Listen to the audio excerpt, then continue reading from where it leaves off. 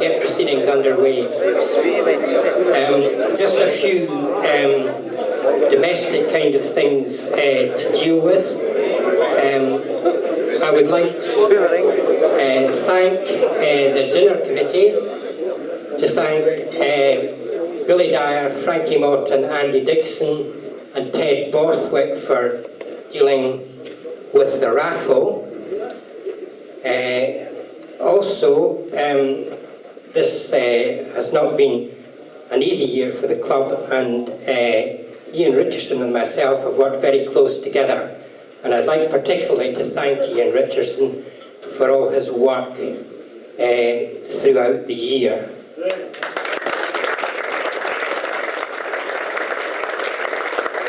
This dinner would not take place without Ian's hard work, and neither would any other Willie Bauld function.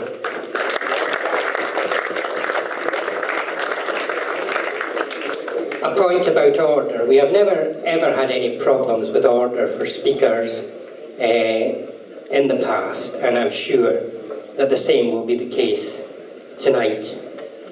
I would just also like to remind members of the Willie Bauld Memorial Club that there will not be a meeting tomorrow. It has been moved forward to the 5th of April.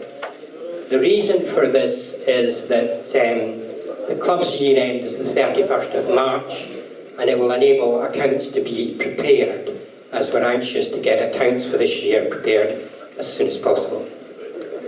So if members please remember, the next meeting is not tomorrow, but the 5th of April. Now, I would like to remember absent friends since we last met, and these are Jimmy Brown, Johnny Urquhart, John Cumming, Alfie Conn, George Dobie, Charlie Cox, George Miller, Andy Bowman, and David Anderson. And perhaps we could have, in order to celebrate the lives of these former Hearts players, a minute's applause. Thank you.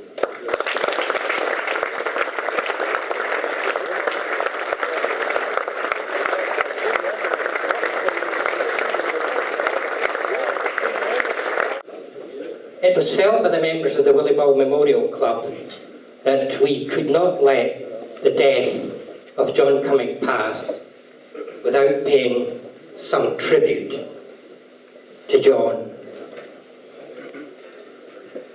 John had a distinguished football career with the Heart of Midlothian Football Club. At the end of his career, he became a trainer with the Hearts. Recently, one of our members, Stevie Kilgour, said that when John ran on the pitch to treat a player, he had a turn of speed that Linford Christie would have been proud of. He was often seen on match days walking down to Tynecastle. John was a great supporter and friend of the Willie Bauld Memorial Club until he took ill with Alzheimer's disease and senile dementia. This was very hard for his family.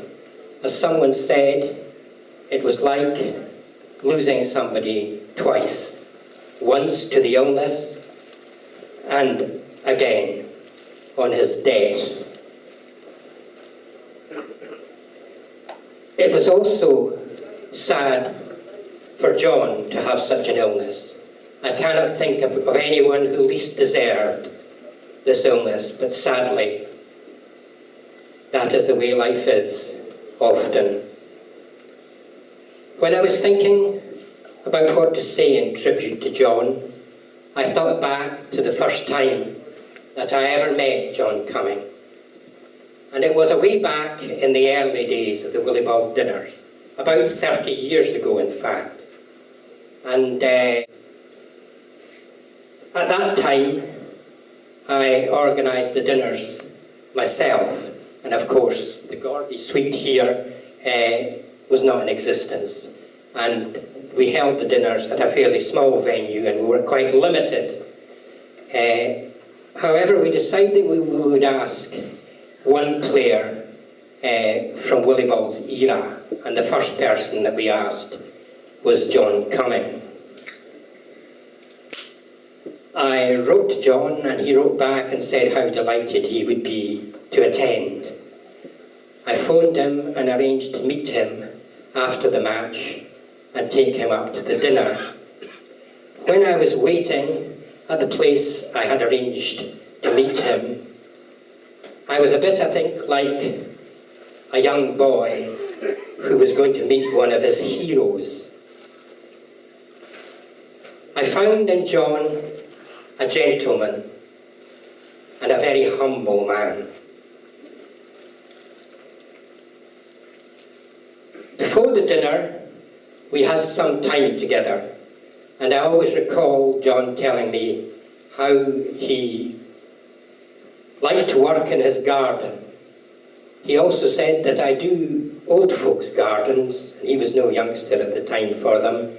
I don't take any money, he said, but they bake me some scones, and that's very nice of them. Another thing, I mentioned to him that it was quite an achievement, the fact that he was never booked or sent off in his career. And John said, oh, it was no great thing really, you know. He said, in my day, he said, somebody'd have a dig at you, and you'd have a dig back at them. And the referee would tap you on the shoulder and say, right, Mr. Cumming, that's you equal. And he said you knew where you stood.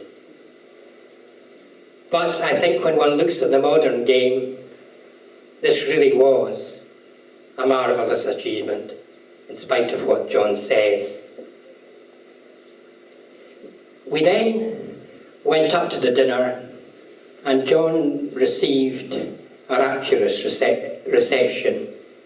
I could see that he was truly moved by this, but I was not surprised because he received the reception that he deserved.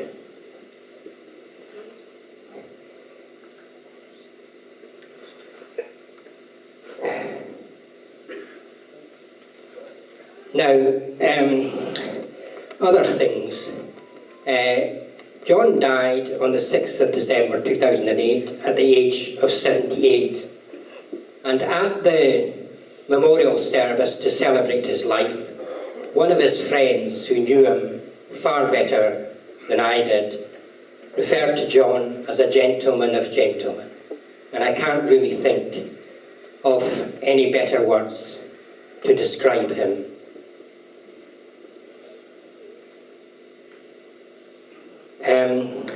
John also was somebody who, I never ever heard anybody have a bad word to say about John.